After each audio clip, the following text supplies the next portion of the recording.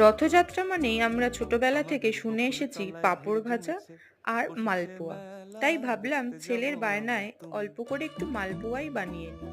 তার জন্য নিয়ে নিয়েছি 1 কাপ ময়দা, আর সেই কাপেরই পরিমাণ মতো হাফ কাপ করে নিয়ে নিয়েছি সুজি আর চিনি, আর 1 কাপ দুধ।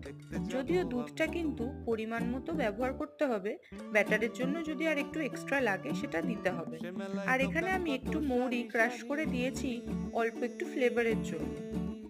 আর আমি রসের মালপোয়া করব বলে এখানে রসটা বানিয়ে নিচ্ছি। আর মালপোয়াগুলো যখন ভেজেছি সেই ক্লিপটা নিতে ভুলে গেছি, তার জন্য সরি। দেখুন, মালপোয়াগুলো ভেজে আমি রসের মধ্যে বেশ কিছুক্ষণ ভিজিয়ে রেখেছিলাম, তাতে মালপোয়াগুলো কিন্তু ভীষণ সফট হয়েছিল। এই কিছু মালপোয়া আমি এখানে ভাজা রেখে দিয়েছি, আর কিছু মালপোয়া আমি রসের মধ্যে দিয়েছিলাম। দুটো মালপোয়াই কিন্তু খেতে দারুণ হয়েছে।